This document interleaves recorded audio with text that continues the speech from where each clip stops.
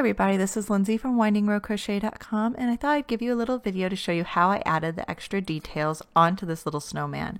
So you can see that I've worked up rows 1 through 18, and then this is a perfect time to go ahead and add your safety eyes.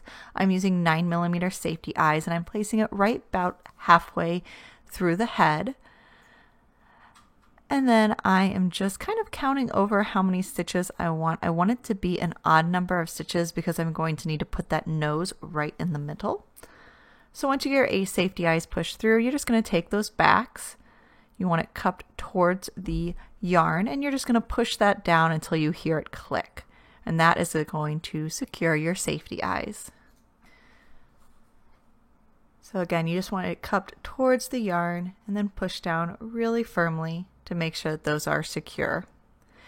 Now we want to go ahead and do our nose and our mouth, and what I want you to notice is we are going to be putting this right smack on top of a stitch, not in between the stitches, but on top of them.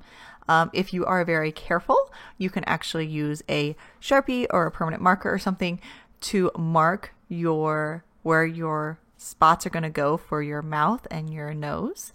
But be very careful because you will see that I messed up.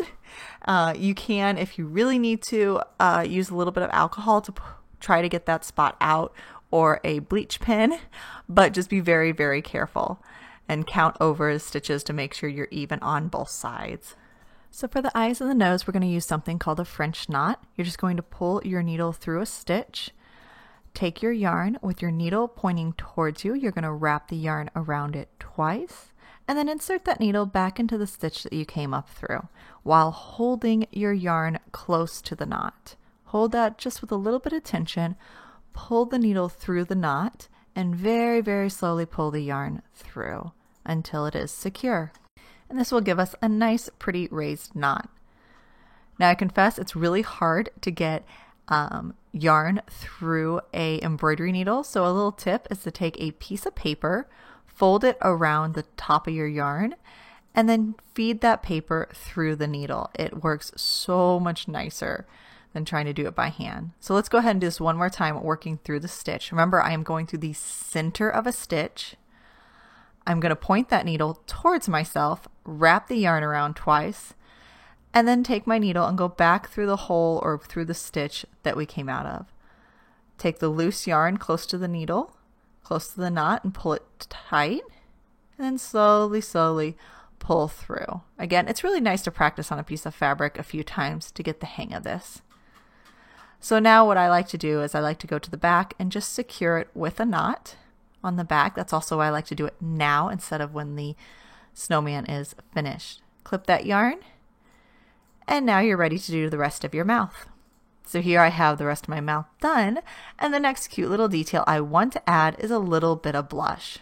And I'm just going to do this with standard makeup brush and a little bit of blush. So just dab little spots of blush onto your snowman where you want it, and then get a little more blush, but then come over to your hand and brush off a lot so that you have very little on there, and then just fan it out a little bit around their cheeks. It gives them the beautiful little rosy cheeks.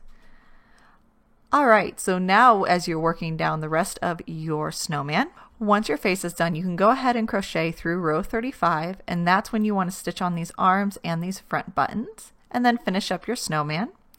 You can finish up all the other details. Again, I am going to use a French knot on the snowman's hat to add the little holly berries. I cut out some felt holly leaves. Now I did have to go through and cut a little slit to get my yarn needle through these felt leaves. So I made a little extra slit to make this work. And then once again, I'm just going to make my French knot, wrapping around my yarn twice, going back through the slits that I made in the leaves. And you just want to carefully, carefully pull through. And I'm just going to make 2 more holly leaves from here to finish up the hat. So there are the holly leaves. And that is how I embroidered onto my snowman. I really hope this little tutorial helped you. And while you're here, make sure to check out all the other patterns I have here at windingroadcrochet.com.